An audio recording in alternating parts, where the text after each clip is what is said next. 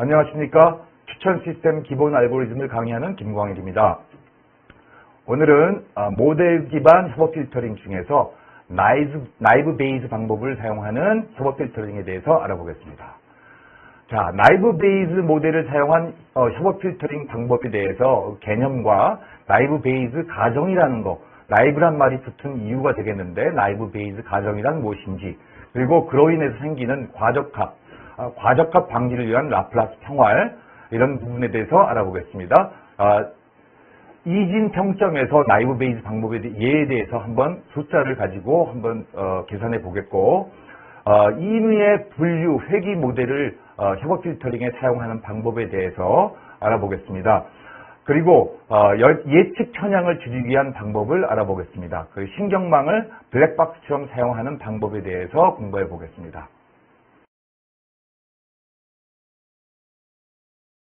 나이브 베이스 협업 필터링, 문제에 대한 정의를 하려면 문제의 정의는 항상 가정이 따르죠.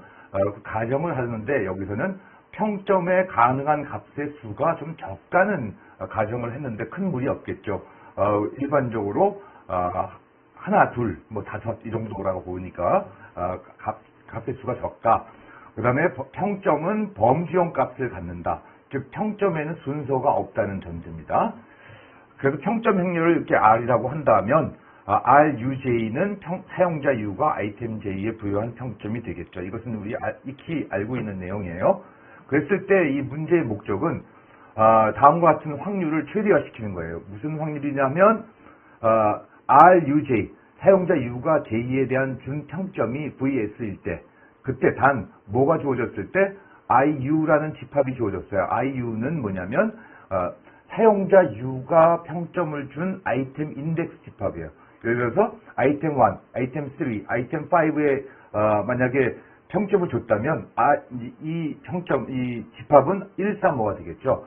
그럼 135만 평점을 준 거에 대해서만 고려하겠다는 것이고, 그랬을 때 그 평점 집합이 주어졌을 때 우리가 예측하려고 하는 J번째 J라는 아이템 J에 대한 평점이 VS는 또 뭐냐면 우리 그 평점 값의 인덱스인데, 평점 값의 인덱스가 우리 범주형이라고 그랬으니까 어떤 숫자로 표현하기가 뭐하니까 이거를 그 평점 이 집합 내에서 순서로 따졌어요. 1부터 L까지에서 이 VS라는 값, 이것이 3이 될 수도 있고 1이 될 수도 있고 그렇게 되겠죠.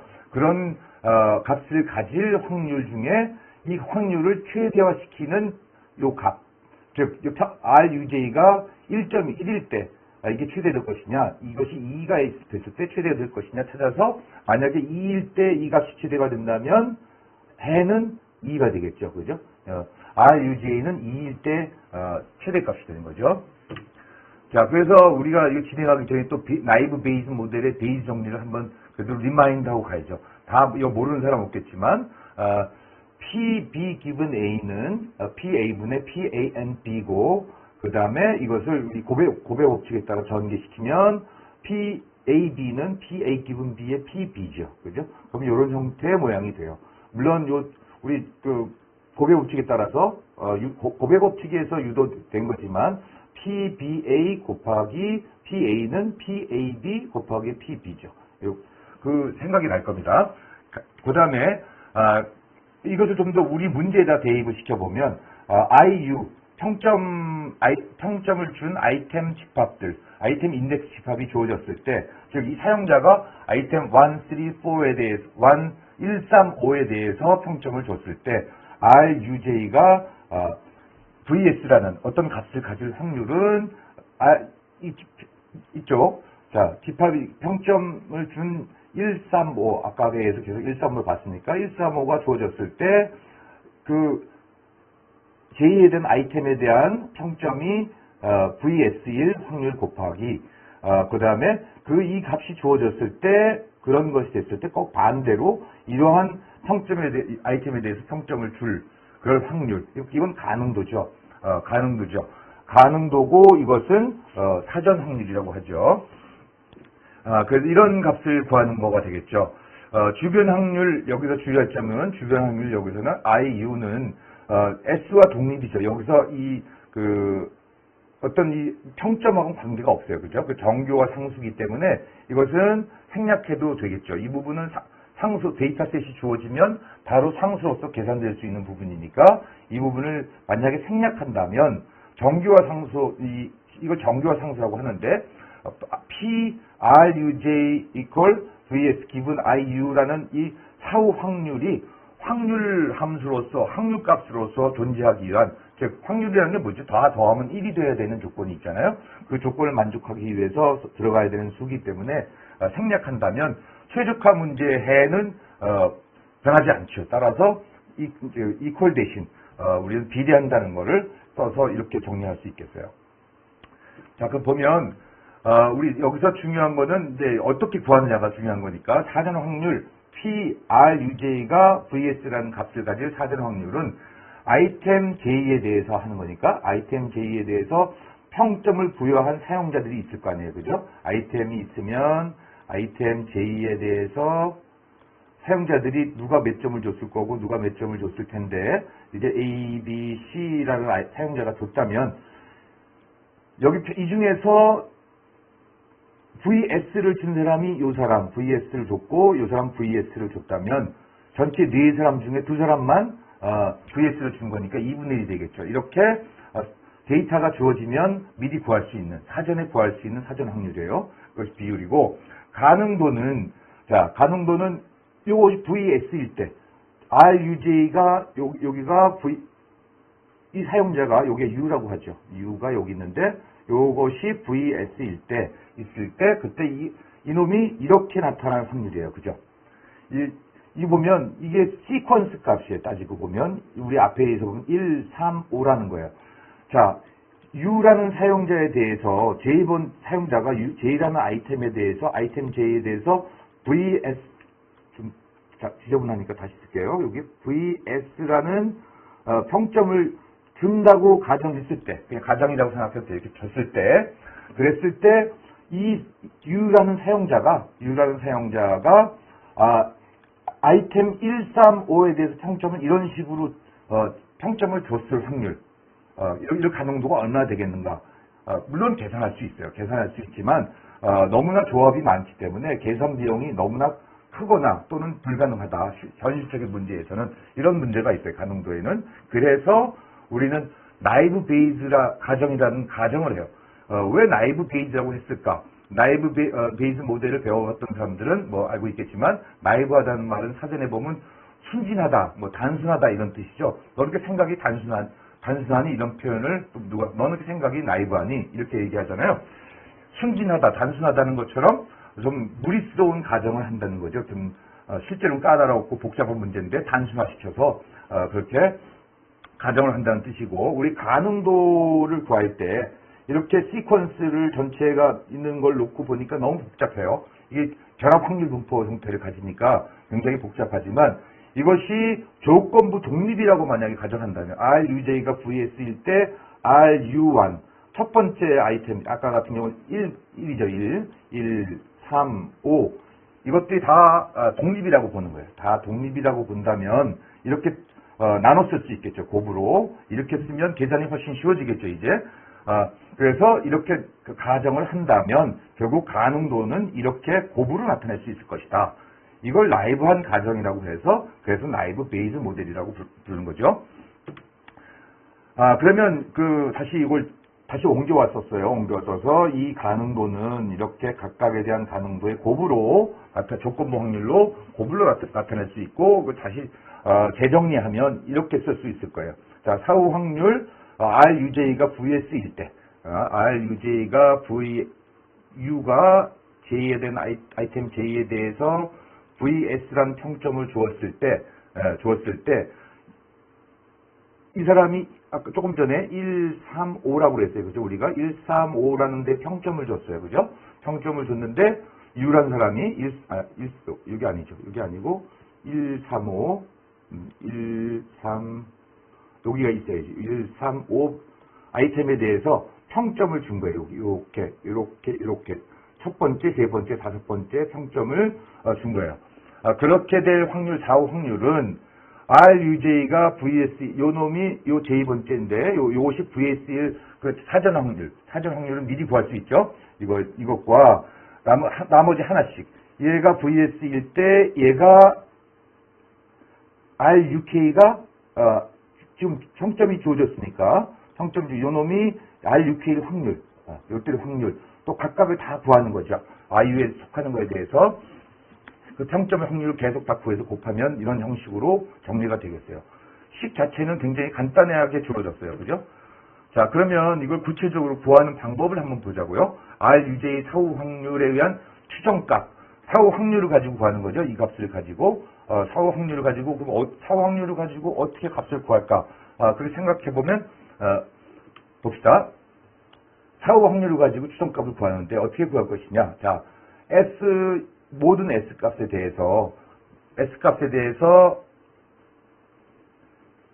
S가 보통 예를 들어서 VS가 이렇게 생각할 수 있죠. VS는 1, 2, 3, 4, 5 5스타 방식으로 만약에 평점을 한다면 1, 2, 3, 4가 될 수도 있고 또는 0, 1, 2이 될 수도 있죠. 단항 평점 같은 경우는 1과 누락값을 0으로 쳐가지고 0, 1이 될 수도 있어요. 그죠?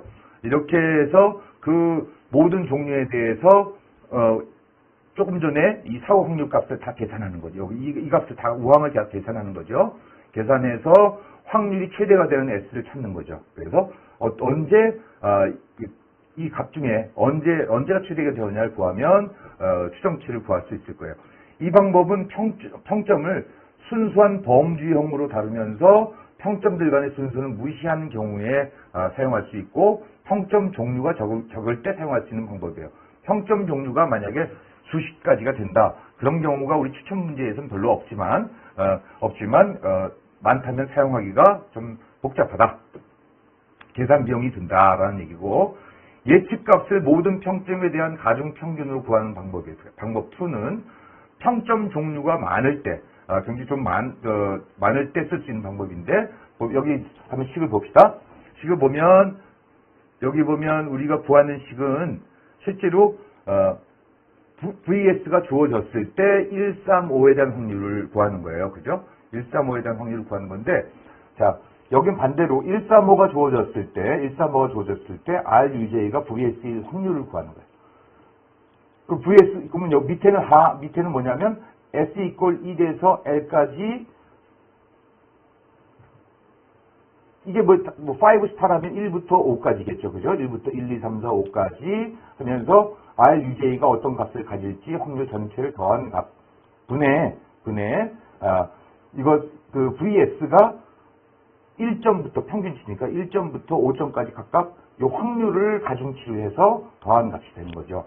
이렇게 해서 RUJ를 이걸 풀어헤치면 우리가 다시 이걸 풀어헤치면 이건 사후 확률이니까 사전 확률과 가능도의 곱으로 나타낼 수 있죠. 그래서 곱해서 이와 같이 전개시켜 놓으면 이런 원래 간단한 식이지만 아까와 좀 다른 방식은 뭐냐면 우리가 이렇게 VS에 대해서 가중합계를 한다는 거죠. 가중합계를 해서 값을 구하는 방식이고 이 방식이 직관적이고 더 간단해 보여요. 사실 간단해 보이고 계산할 때도 좀 숫자가 많을 때는 평점 종류가 많을 때는 이 방법이 더 낫겠다 해서 권장되는 방법이에요. 그때 그러면 여태까지 지금 하는 것들은 아이템의 평점을 기반으로 했어요. 근데 아이템 기반이고 사용자 기반으로 즉 다른 사용자들의 평점을 가지고 생각을 해볼 때 그때는 다른 사용자들 방식으로 바꾸면 보는 각도를 바꾸면 되기 때문에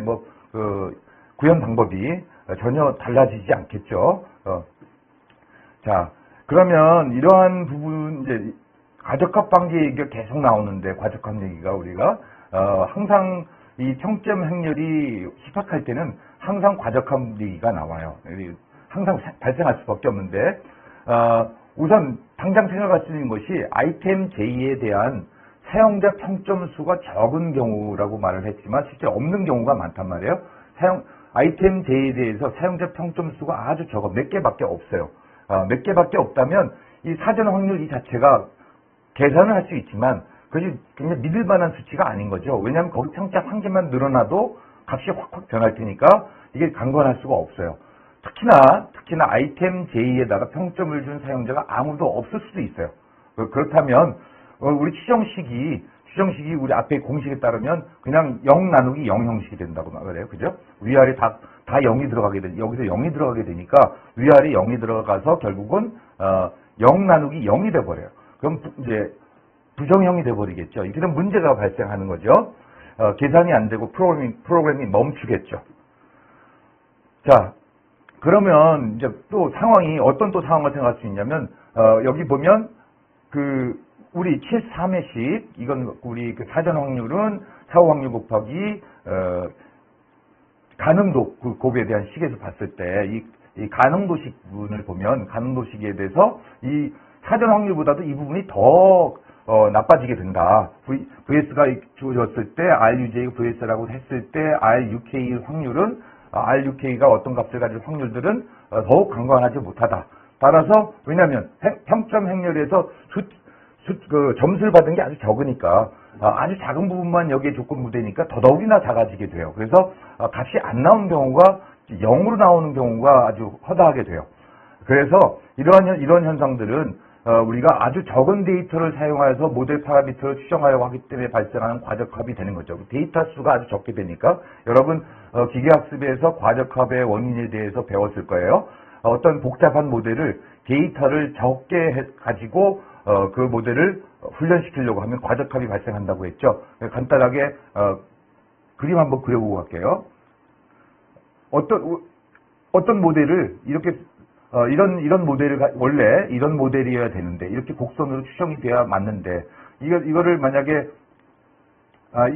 이런 식으로 점이 있는데 점 한 5개만 가지고 하다 보면 우리가 어떻게 추정하게 되죠? 이렇게 막 이거 점을 다 꿰게 되죠. 점을 다 꿰게 돼서 오차는 적게 나오지만 실제 데이터를 넣어보면 너무나 안 맞게 나오는 바이어스가 너무 크게 나오는 그런 결과를 가져오죠. 그래서 그런 것들을 과적합이라고 해요. 그래서 데이터를 많이 줘야 된다. 과적합을 방지하려면 배운 기억이 날 겁니다. 그럼 여기서는 이런 제로 확률이 나오는 문제, 누락값 때문에 생기는 제로 확률이 나오는 문제를 보완하기 위해서 라플라스 평합이라는 방법을 씁니다. 이건 데이터 분석에서 아주 많이 사용되는 방법이니까 꼭 알고 있어야 될 거예요.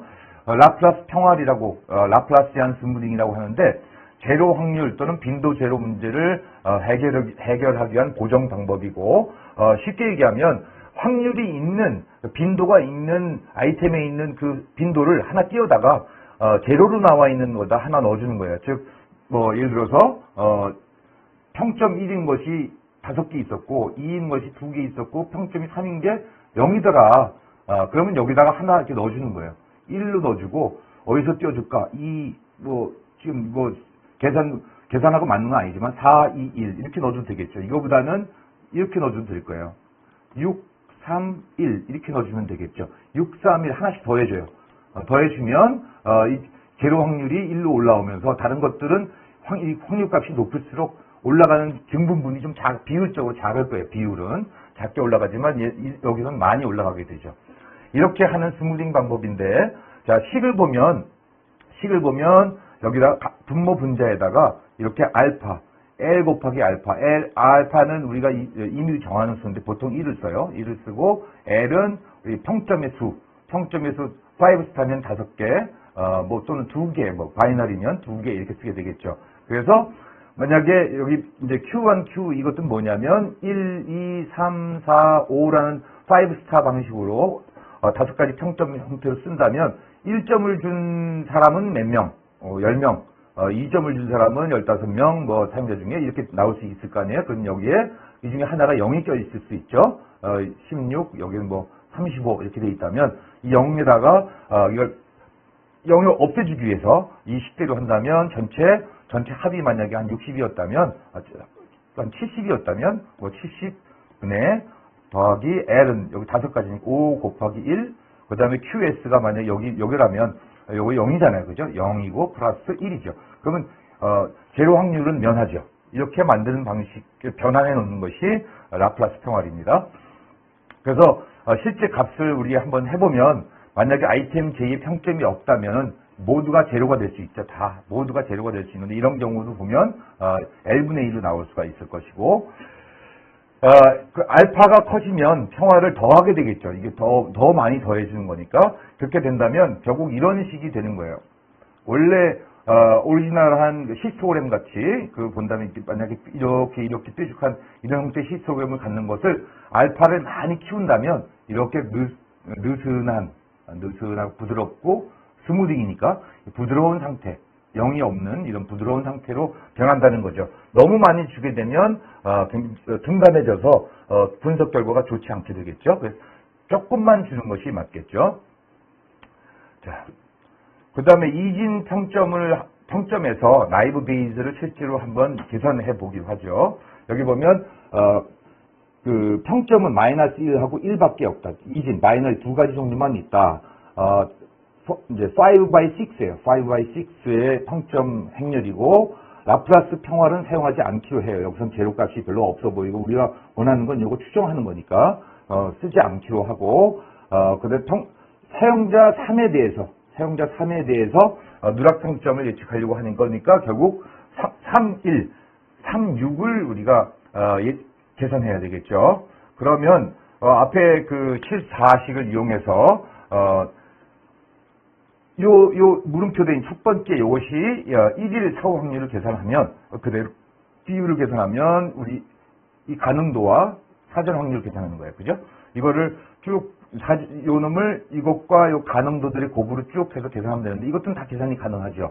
다 이 표에서 계산이 가능하니까 이거 표에 대해서 하나씩 3, 1은 4분의 2, 4분 중에서 2니까 이렇게 계산하고 R이 3, 1일 때 R이 3, 2도 계산해서 쭉 늘어놓고 이놈을 그대로 우리가 식에 대입하면 이 밑부분에 사실은 그 주변 확률 분포 갖고 확률 값을 가지고 나눠줘야 맞는 거예요. 사실은 이 값이 실제 확률 값으로서 역할을 하려면 여기에 나눠주는 값이 들어가야 되지만 우리는 크기만 따져보면 되기 때문에 밑에 나눠주는 부분은 생략했어요. 주변 확률 분포는 생략을 했어요. 그래서 대입하면 0.125가 됐고 다시 R31은 1 또는 마이너스 1이 될 테니까 마이너스 1 확률도 구해봐야죠.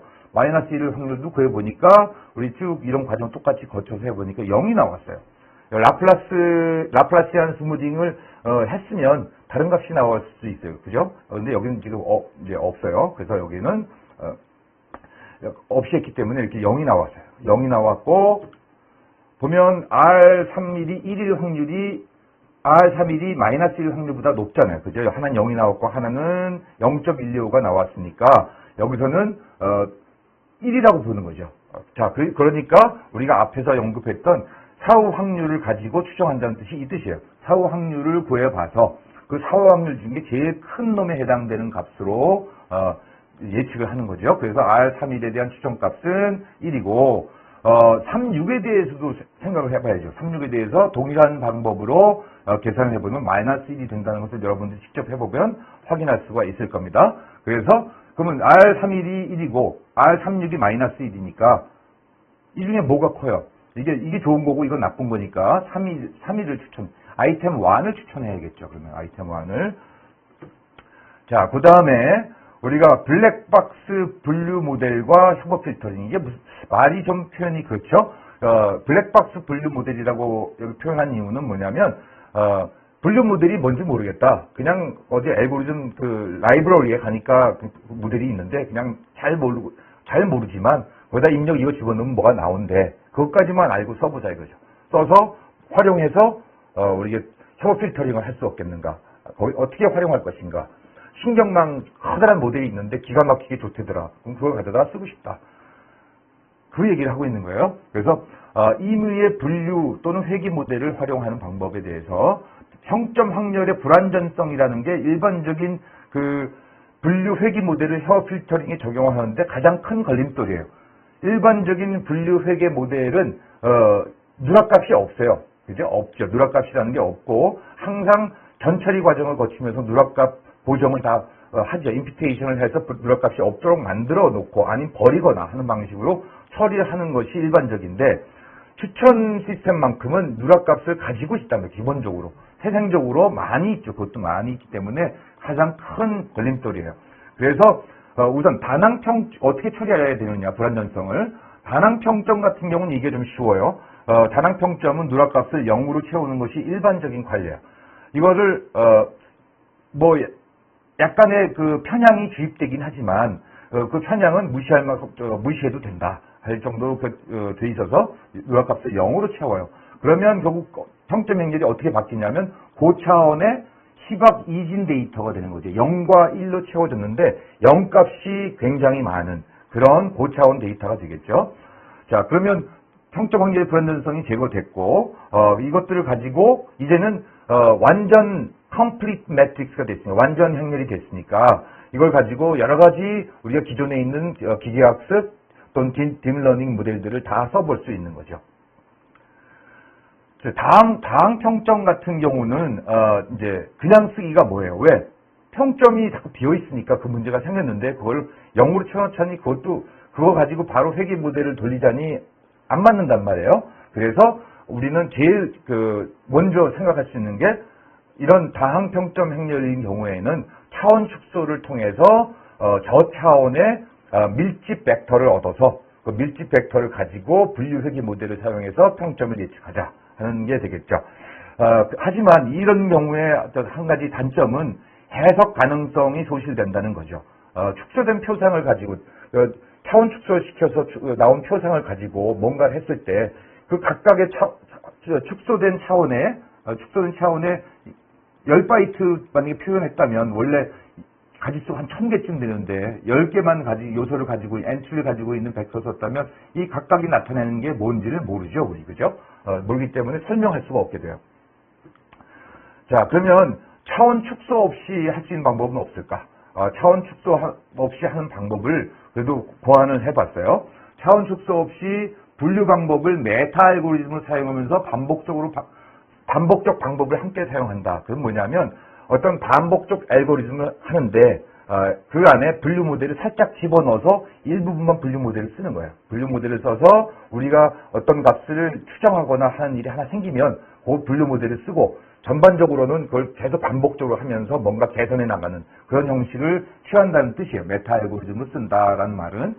그래서 있는 대로 가져다 쓸 수 있는 우리 오프 더 쉘프라고 하죠. 오프 더 쉘프 모델을 가져다가 블랙박스처럼 쓰면서 하는 건데 다른 아이템들의 평점을 이용해서 누락된 평점을 예측하는 역할을 블랙박스가 해주는 거지. 그리고 전체 바깥에서는 지속적으로 이것들을 반복적으로 계속 해나가는 거예요. 자, 그럼 어떻게 반복적으로 그걸 한다는 뜻일까 봅시다. 분류 모델이 이제 하나 있어요. A라는 모델이 있어요. 그럼 초기화에서는 일단 누락값을 채워요. 채우면 안 된다고 그랬는데 채워요. 일단 채워. 어떻게 채우냐면 행 또는 열의 평균값으로 누락값을 처리해. 또는 아주 단순한 협업 필터링 모델을 알고리즘을 가지고 누락값을 일단 채워요.